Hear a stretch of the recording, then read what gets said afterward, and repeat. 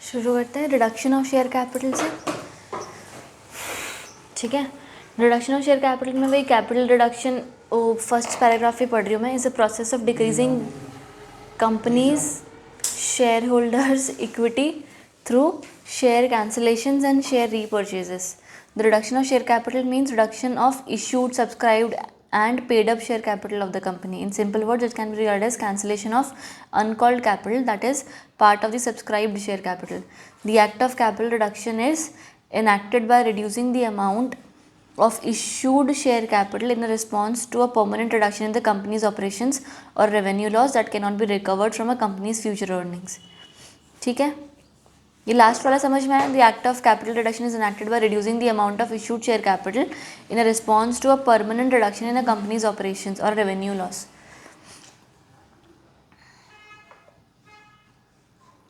Done है यहाँ तक? अब यहाँ पर the need for reducing share capital arises in the following situations: returning of surplus to share holders, eliminating losses which may be preventing the payment of dividend, और इसके अलावा as a part of scheme of compromise और arrangements. अब यहाँ पर है ना provisions, ठीक है। मोड ऑफ रिडक्शंस में मैंने जो नेक्स्ट पेज पे दिया है ना मोड ऑफ रिडक्शंस, ये दो तरफ से होते हैं। एक रिडक्शन होता है जब हम बोलते हैं कि एनसीएलटी के अप्रूवल के साथ है, एक रिडक्शन होता है जो विदाउट एनसीएलटी के अप्रूवल होता है।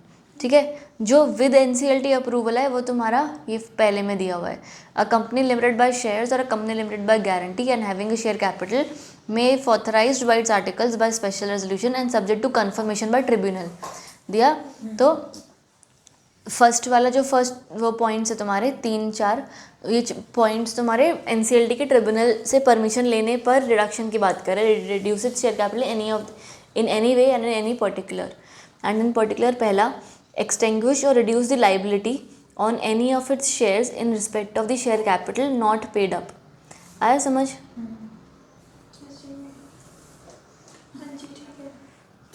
जो पीछे किया था ना कैंसिल शेयर से सिमिलर, हाँ, कि मतलब 10 रुपये का शेयर था, 7 कॉल्ड अप है, 3 रिमेनिंग है, तो हमने न्यू फेस वैल्यू ही बना दी 7 रुपया। आ गया समझ? और बी पॉइंट में क्या दिखा हुआ है? इधर विद और विदाउट एक्सटिंग्विशिंग और reducing the liability of any of its shares. जो नीचे सी और डी बनाया ना उसको बी का 1 और 2 कर दो। ठीक है, तो ना विद और विदाउट एक्सटिंग्विशिंग और reducing the liability of its shares, पहला cancel any paid up share capital which is lost और is unrepresented by available assets. तो होल्ड जब कैंसिल मतलब any paid up share which is lost का मतलब क्या हुआ? उसका पता ही नहीं, पता नहीं, होल्डर का नहीं पता लग रहा कि कौन है इस शेयर्स का, राइट? कुछ सर्टिफिकेट, अरे ये ना वो तभी एनसीएलटी के फिजिकल के टाइम पे ही ज़्यादा हो सकता है, बाकी तो अभी तो नहीं हो सकता। अब जो वही कि अगर किसी का था वो मर गया, उसके बच्चों को पता ही नहीं है कि है, फिर वो लोग ट्राई भी करते हैं उस तक पहुंचने का, बट नहीं मिलता, holder could not be found. ठीक है, और is unrepresented by the available assets. Unrepresented by available assets अब तुम्हें ज़्यादा नहीं समझ में आएगा, बस हल्का सा समझ लो क्या है। ठीक है, जब हम अनरिप्रेजेंटेड बाय अवेलेबल एसेट बोलते हैं तो मान लो कंपनी के अंदर ऐसा हुआ कि कंपनी के ना कोई एसेट्स थे जिसमें से एक बिल्डिंग थी 2 करोड़ की, अचानक से कुछ आग लगी, वो बिल्डिंग ख़त्म हो गई, एसेट ख़त्म हो गया, तो 2 करोड़ का एसेट एकदम से ज़ीरो हो गया। एसेट साइज जब इतना बड़ा लॉस हो जाता है तो लाइबिलिटी साइड भी तो कुछ होना चाहिए ना। तो लाइबिलिटी साइड पे हम अचानक से क्या है ऐसा कर दें कि ये 2 करोड़ से 2 करोड़ अपना मैच हो जाए, बैलेंस शीट टैली तो करनी है। तो इन दैट केस कंपनी ऐसा निकालती है कि अगर एसेट्स में इतना बड़ा लॉस हुआ तो ये लॉस वैसे किसका है? इनडायरेक्टली देखा जाए तो कंपनी के ओनर्स का ही है ना, शेयर होल्डर्स का ही है। In case of that they sometimes reduce the equivalent amount of the share capital as well. तो कोई भी ऐसे शेयर्स इन ऐसी कुछ कि reduce the liability of any of its, sorry कहाँ गया, हाँ, cancel any paid up share capital which is lost और is unrepresented by available assets, कि आपके पास जो अवेलेबल एसेट हैं उसके हिसाब से वो शेयर कैपिटल सेम नहीं बन रही है। ठीक है, आया समझ प्रॉपरली? ये हुआ। उसके बाद हुआ अगला पॉइंट, पे of any paid up share capital which is in excess of the wants of the company. ये भी कर देते ना कई बार कि हमने 10 रुपये मंगवाया था पर अभी हमें नहीं ज़रूरत है, तो हम कई बार पे ऑफ कर देते हैं कि we don't want your money right now. आया समझ? कंपनी के पास आइडियल कैश पड़ा हुआ था, उन्होंने अपने शेयर होल्डर्स को पे ऑफ कर दिया। डन, क्लैरिटी है? अब उसके बाद तुम्हारा reduction of capital without sanction of tribunal, तो यहाँ पर एनसीएलटी का अप्रूवल नहीं चाहिए। राइट। तो एनसीएलटी का अप्रूवल अगर नहीं चाहिए तो उसमें कौन से पॉइंट्स है? पहला, surrender of shares. Surrender of shares में कुछ नहीं कि जो शेयर होल्डर्स है वो अपने शेयर सरेंडर कर रहा है कि मुझे नहीं रखने हैं, तो कंपनी खरीद लेगी।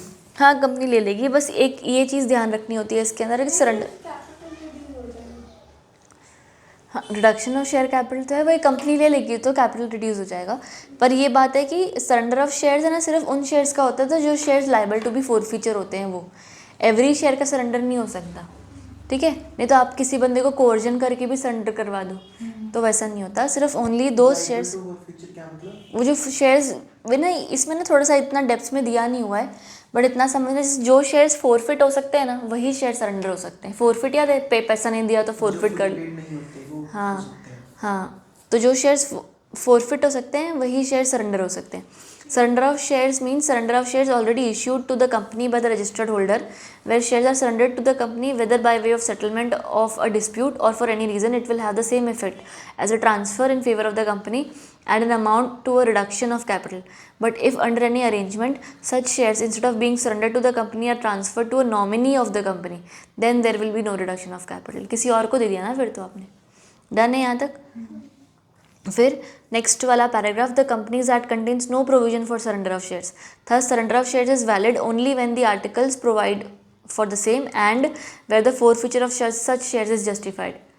ठीक है, कि उन शेयर्स का फोरफीचर भी हो सकता है, वैसे शेयर्स है जिसका फोरफीचर हो सकता है, और when shares are surrendered in exchange of new shares of the same nominal value. ठीक है, done. But both forfeiture and surrender lead to termination of membership. However, in case of forfeiture, it is at the initiative of the company, and in case of surrender, it is at the initiative of the members. आया समझ? अगला forfeiture of shares तुमको पता है अभी कि भाई authorise किया हुआ है आर्टिकल्स ने कि हम लोग कर सकते हैं, राइट। बाकी तुम्हारे ये बी पॉइंट हुआ, सी डी ई पॉइंट्स तुम्हारे डिमिनिशन ऑफ कैपिटल हो गया कि कंपनी कैंसिल करिए shares which have not been taken और agreed to be taken by the company. Redemption of preference shares हो गया, बाय बैक हो गया। ठीक है, done. Next you have the creditors right to object to reduction. अब ये समझो इसमें क्या लिखा हुआ है ना, अगर मान लो मेरे पास 10 रुपीज़ का शेयर लेने का राइट था, ठीक है, मैंने बोला 8 रुपये आ गया ना चलेगा, यही फुल्ली पेड अप और मुझे 2 रुपये नहीं चाहिए, या मैंने कुछ शेयर सरेंडर हो गए या ऐसा कुछ पैसा पे ऑफ कर दिया, कोई भी because of any reason, if I am reducing my capital, तो ना क्रेडिटर्स को ना ये डाउट हो सकता है नहीं यार ये क्या बात होती है, तुम और पैसा ले लो ना, और पैसा लेकर मुझे पैसा पे ऑफ कर दो।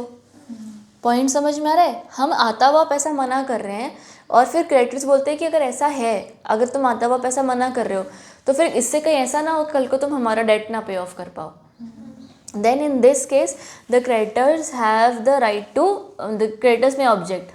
ठीक है, अब है ना इन हर जगह पर ऐसा नहीं होता है, इट इज़ उनका एडमिसिबिलिटी दी हुई है कि ऐसे तो फिर वो कंपनी को काम ही नहीं करने देंगे, राइट। तुमने बस दिया हुआ after passing special resolution for the reduction of capital, the company is required to apply to the tribunal by way of petition for confirmation of resolution, where the proposed reduction of share capital involves either diminution of liability in respect of unpaid share capital, liability कम कर दी ना आपकी हमने, right, और ये समझ में आया, diminishing of liability in respect of unpaid share capital, मतलब 10 रुपये का शेयर था, तुमने अब तक 7 रुपये दिए हैं, 7 रुपये दिए, 3 रुपये नहीं दिए, तो मैंने बोल दिया कि अनपेड कितना है 3, पर ऐसा करो तुम 3 मत देना, मुझे 1 रुपये और देना, मैं 8 रुपये को फुल्ली पेड अप मान लूँगा।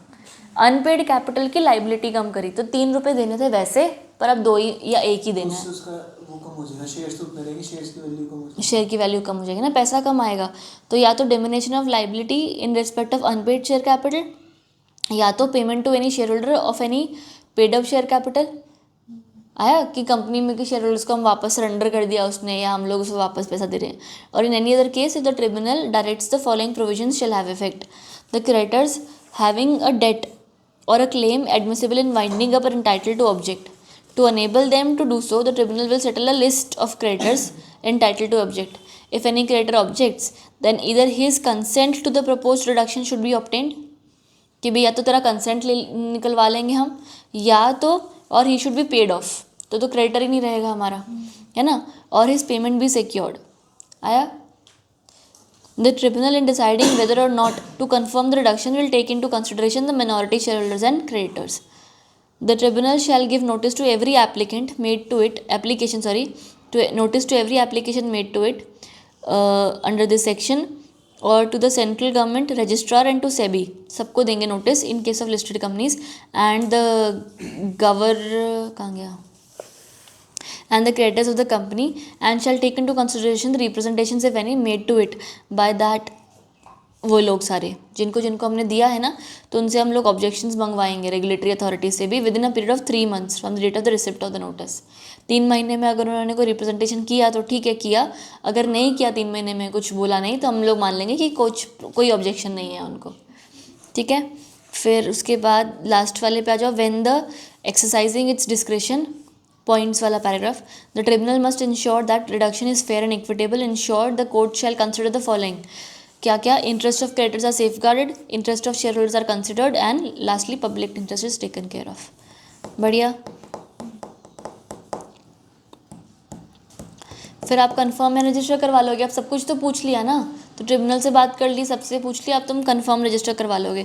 बाकी सब पढ़ सकते हो तुम. सेक्शन 66 लास्ट वाली लाइन पर आ जाओ, 66(5) पर. This section of the Companies Act states that company shall deliver a certified copy of tribunal's order confirming the reduction together with minutes given in the details of the companies, giving the details of the company's amount of capital, number of shares to be divided, amount of each share, and amount, if any, at the date of registration deemed to be paid on each share to the registrar within 30 days of the receipt of the order of tribunal, who will register them. आया? जैसे ही order आया tribunal का, उसके 30 दिन के अंदर अंदर आप रजिस्ट्रार को वो ऑर्डर दे दो. The reduction takes effect only on registration of the order and minutes are and not before. एक बार उन्होंने रजिस्टर कर दिया, उसके बाद रिडक्शन होगी.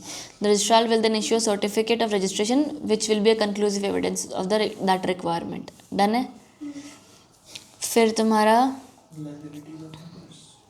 कंक्लूसिवनेस तो कट ही कर दो, चलेगा. Liability of members in respect of reduced share capital. On reduction, a member of the company, past or present, shall not be liable to any call or contribution in respect of any shares held by him exceeding the amount of difference, if any. समझ आया ना? उससे ऊपर की पैसा का हम तुमसे मंगवाएंगे नहीं. Between the amount paid on the share or reduced amount, if any, which is to be deemed to have been paid thereon, as the case may be, and the amount of shares as fixed by the order. आया समझ? कुछ नहीं. तुमने 7 रुपये दे दिया था, 10 रुपये का फेस वैल्यू था, कम करके हमने 8 रुपये कर दिया, तो तुम्हें देना कितना है अब? सिर्फ 1 रुपया. राइट. वही एक ही चीज़ बोल रहे हैं. हाँ. थर्ड पैराग्राफ आओ. If however the name of the creditor entitle to object, पीछे क्रेडिटर था ना जो एक ऑब्जेक्ट कर सकता था, entitle to object to the reduction of share capital under this section is by reason of his ignorance of the proceedings for the reduction of their nature and effect with respect to his debt और any claim not entered in the list, and after reduction company commits a default. इसके अंदर क्या हुआ है? एक creditor था, उसका पैसा किसने दिया नहीं, कंपनी ने दिया नहीं, उसके साथ डिफ़ॉल्ट हो गया. राइट. तो अब है ना, वो बोल रहा है कि अरे वो रिडक्शन हुआ था ना, इस वजह से डिफ़ॉल्ट हुआ है, पैसा ले लेते उस टाइम पर तो मेरे को पैसा मिल जाता. राइट. तो क्रेडिटर बोलता है अब ऐसा नहीं चलेगा, ऐसा है तो फिर उसको वो आपने डिफ़ॉल्ट कर दिया ना, तो वो डिसीजन को भी रिवर्स करो. जो आपने फेस वैल्यू 8 रुपये कर दी थी, वापस से 10 रुपये करो. ठीक है. तो क्रेडिटर ऐसा बोल सकता है, पर ये बोलने से पहले क्रेडिटर से पूछा जाएगा कि तेरे को नोटिस था कि ये रिडक्शन हो रही है. अगर तेरे को नोटिस था पर तूने बोला हाँ जाने दो कोई बात नहीं, फिर अब हम तेरी बात नहीं सुनेंगे. पर अगर मान ले तो लिस्ट में ही नहीं इंक्लूड हुआ, तेरे पास नोटिस आया ही नहीं, ठीक है, तूने पढ़ा नहीं, तेरे पास पहुंचा ही नहीं, तब फिर हम तेरी बात नहीं सुनेंगे. If the notice was reach to him but he ignored it, तो फिर हम तेरी बात नहीं सुनेंगे. बट अगर तू को हमने हमारी गलती की वजह से तेरे को नहीं पता है बातों का, या हमने नोटिस नहीं भेज पाए तुझे टाइम सिर, तो फिर we will not hear you. ठीक है. वही मतलब वो उल्टा जो भी समझ रहे हो ना तुम. The company commits a default with in the meaning of this in respect of IBC, in respect of this. So every person who was a member of the company on the date of the registration of the order for reduction of registrar shall be liable to contribute to the payment of that debt an amount not exceeding the amount which he would have been liable to contribute. ठीक है. जितना amount देना बनता था उसको दिलवाएंगे ताकि वो date पे ऑफ हो जाए. If the company is wound up, the tribunal may, on application of such creditor and proof of his ignorance as aforesaid, if he thinks fit, settle a list of persons so liable to contribute and make an enforce calls. ठीक है. आया. ऊपर में तुम्हारा CIRP चल रहा था, नीचे तुम्हारा वही हो रहा है, ट्रिप वाउंड अप हो रहा है, ठीक है, और पैसा मंगवा रहे हैं बस। बाकी पेनल्टीज़ दी हुई हैं। If any officer of the company knowingly conceals the name of the creditor, knowingly misrepresents the nature of debt या अबेट्स, तो बस लाइबल हो।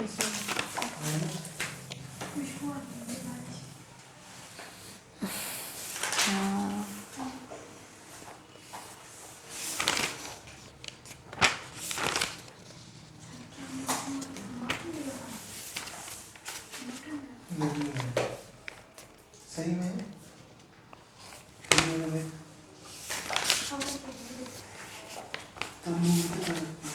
अब सिर्फ बाय बैक ही है बुरा ना तुम्हारे इसमें। हाँ,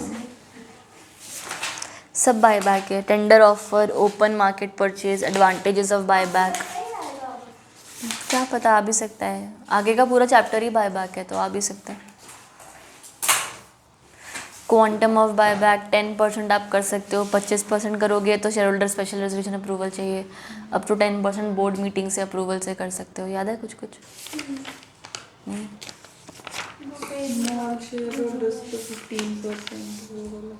हाँ,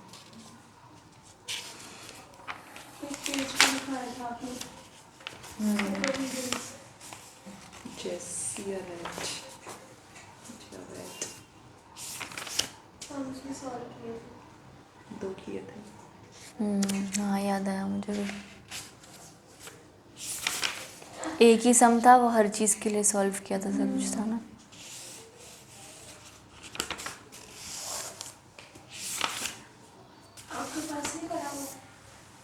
पता नहीं, डायरी में होगा शायद आपकी।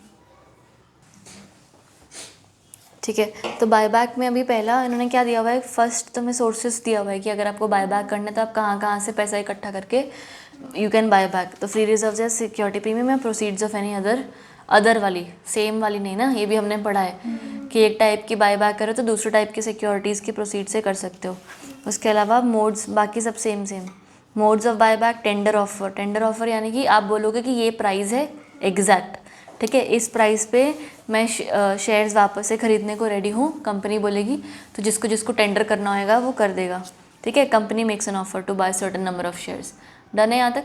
उसके बाद हमारा open market purchase. Open market purchase मतलब company acquires a certain number of shares, fix a price cap and buy if any price up to the upper limit.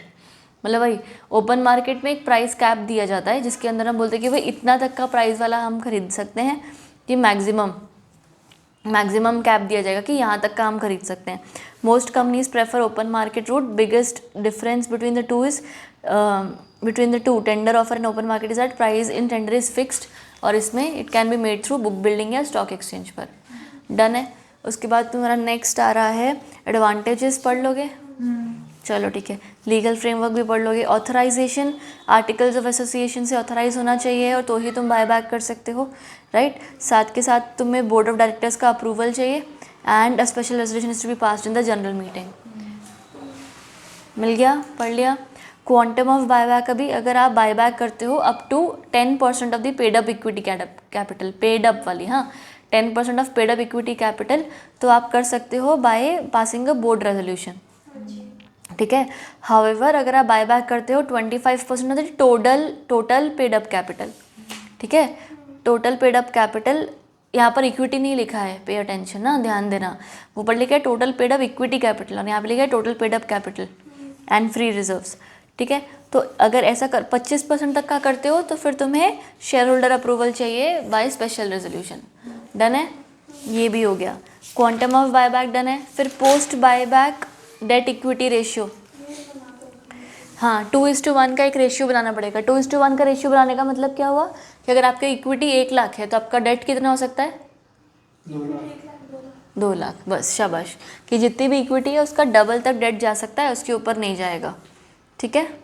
Maximum date can be 2 lakhs, बढ़िया। उसके अलावा buyback bye listed और unlisted companies. Listed companies भी buyback करती है, unlisted भी करती हैं। अगर आपकी लिस्टेड हो तो आप सेबी गाइडलाइंस भी आप फॉलो करोगे, है ना। सिक्योरिटीज एंड एक्सचेंज वो ठीक है। और buyback in respect of other specified securities other than listed, तो in accordance with the companies Act होगा, बढ़िया।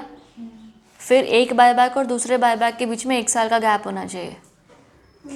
सही है, सेट है। एक्सप्लेनेटरी स्टेटमेंट तुम्हें पता है, वो जो शेयर होल्डर्स को देते हैं नोटिस, तो ये तो हम आज तक नहीं पढ़े, अब क्या बदल जाएगा। बायबैक प्रोसेस फॉर प्राइवेट और अनलिस्टेड कंपनीज, तो 17 ये रूल 17 कुछ दिया हुआ है। स्पेशल रेजोल्यूशन आप पास करते हो और फिर SH8 करके वो फाइल कर देते हो ROC को, ठीक है। वो आपने उसके लिए बायबैक करना है, उसके आप डिक्लेरेशंस करोगे टू ROC एंड सेबी और सेबी।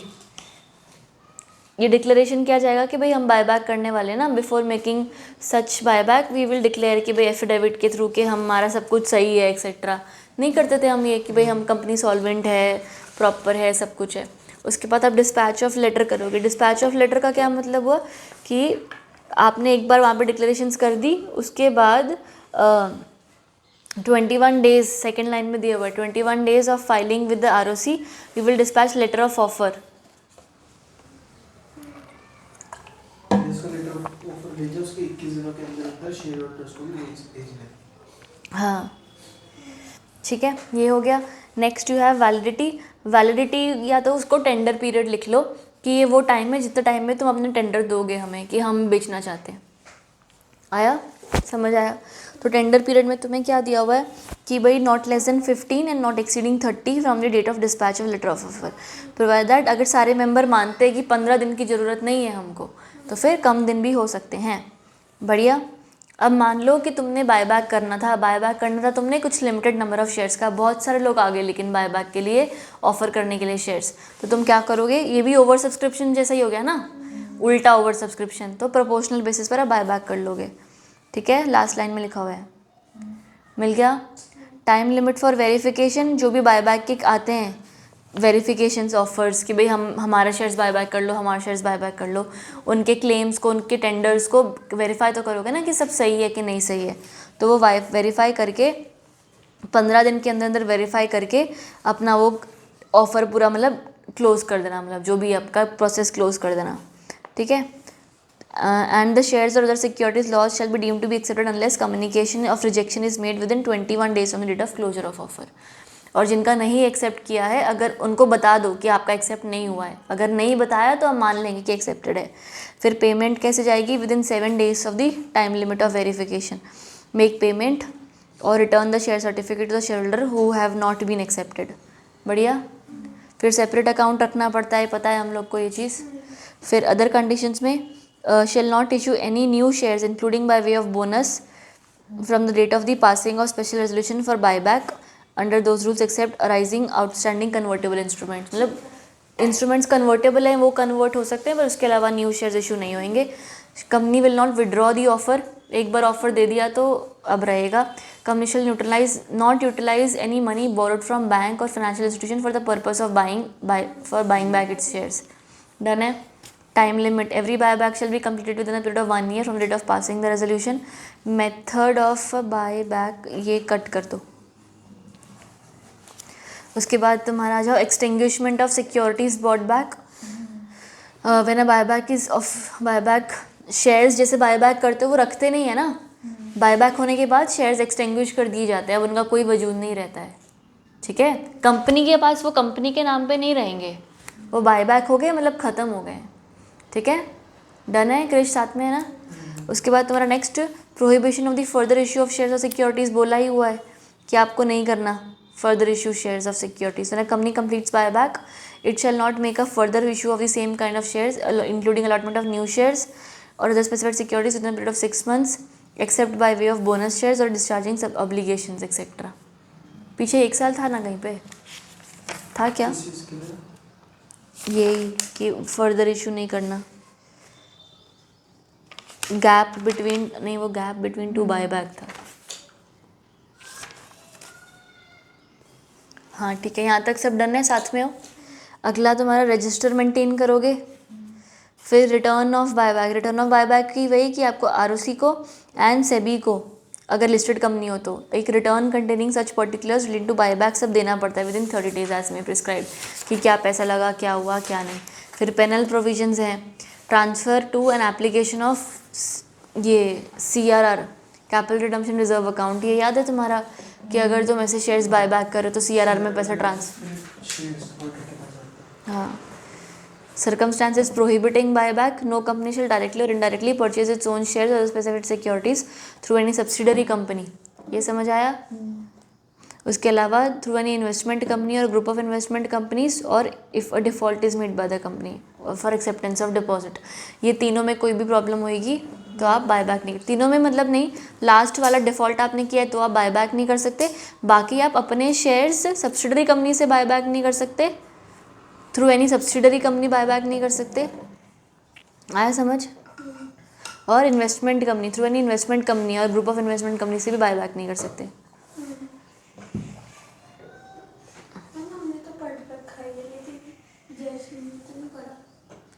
उसको भी आता ही होगा ये भी, पर करवा दूंगी अगर नहीं आया तो। CMS उसने तो करी, मैं नहीं करी।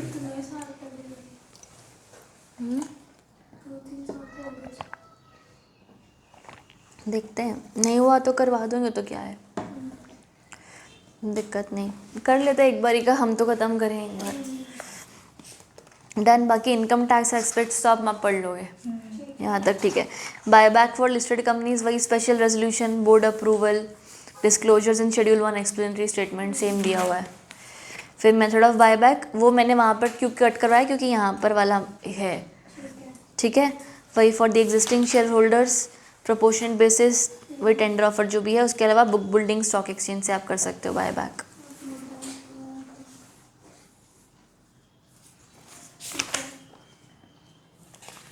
ये मैं खुद बोर हो गई थी तो मैंने पूरा पढ़ा नहीं था।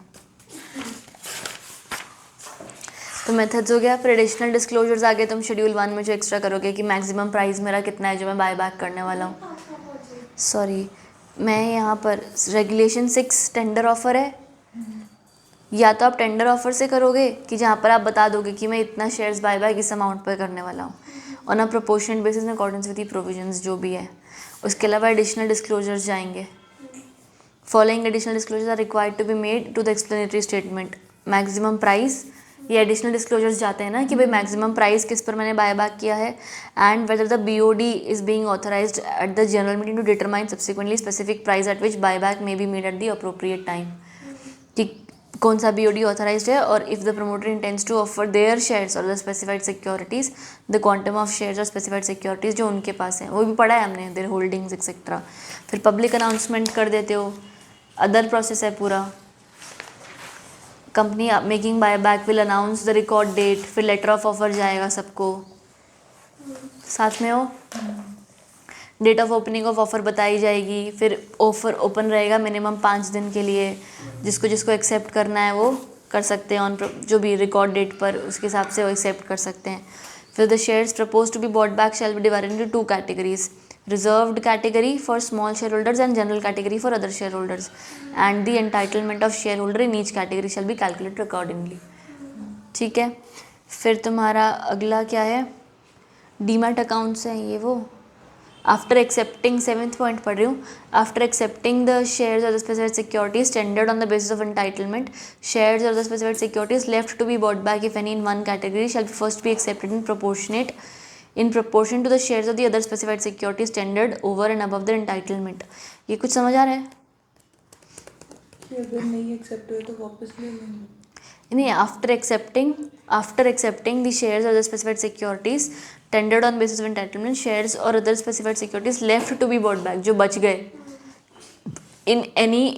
if any in one category shall first be accepted in proportion to the shares or other specified securities tendered over and above their entitlement in offer by securities in that category, and therefore from security holders who have tendered over and above their entitlement in other category। Over subscription type की हो गई है उल्टा, ठीक है। तो हमने पहले उस कैटेगरी वालों को एक्सेप्ट करना है इन प्रपोर्शन, उसके बाद अगर हमारे पास बचा तो हम दूसरी कैटेगरी के शेयर्स को भी एक्सेप्ट करेंगे हमारी कैटेगरी में, वो स्पिल ओवर जैसा होता है। उसके बाद पेमेंट्स टू सिक्योरिटी होल्डर्स कर दिया immediately upon closure, within कुछ टाइम होगा। 5 था लास्ट लाइन में लिखा है ना, securities within 5 working days from the closure of the offer. बढ़िया, ठीक है। फिर एक्सटिंग्विश कर दोगे, साथ में ही हो ना, एक्सटिंग्विश कर दोगे। बाद में opening the offer on stock exchange, वो वही सारा दिया हुआ है वापस। स्क्रीन पे आता है shall not the identity of the company as a purchaser shall appear on the electronic screen, the buyback offer shall open not later than 4 days from the date of public announcement. ठीक है, बाकी dates दी हुई, ये वाली dates ABCD वाली तो ज़रूरत नहीं है क्योंकि पुराना हो गया ना। यहाँ पर तुम्हें अभी फ़िलहाल के लिए 4 ही याद करना है। The provided that with effect from April 1, 2025, the option of open market buyback through the stock exchange shall be available to any company except in case where buyback has opened on or before 31 March 25। Shall not be available. Sorry ठीक है। Open market वो वाला था ना, book building या stock exchange, तो tender से ही करेंगे बायबैक अब ऐसा। The company may buy back its shares or the specified securities in physical form in the open market through stock exchange by following process। Separate window create कर सकते हैं। Company shall buy back shares or the specified securities from eligible shareholders holding physical shares through separate window after verification। Price बता दिया जाएगा कि किस पर हम बाय बैक कर रहे हैं। कितना है? बाकी ऑफर प्रोसेस दिया हुआ है, फ्रीक्वेंटली ट्रेडेड शेयर्स और ये सब का, और obligations of the company for all buyback process. यार ये रीड कर लोगे एक बार अच्छे से, कहीं पर अगर कुछ ऐसा नहीं आता है तो फिर मुझे बताओ, फिर हम इसको रेफ़र करेंगे यार। ठीक है, बाकी तो केस स्टडी शुरू हो जाती है तो ज़रूरत नहीं है। ठीक है, एक बार ही बायबैक पढ़ लो और we will discuss it tomorrow पक्का। ठीक है, तो थोड़ा सा रिवाइज भी हो जाएगा जो तुम्हें आता है और सब कर लेते हैं। ये कल करते हैं यार, ये मेरे को समझ नहीं आएगा इसे। कुछ एक्स्ट्रा चीज़ हुई तो मैं तुम्हें मार्क करवा दूँगी और ये बायबैक डिस्कस कर लेंगे। उसके अलावा तो कल फिर अपने टेक ओवर शुरू करेंगे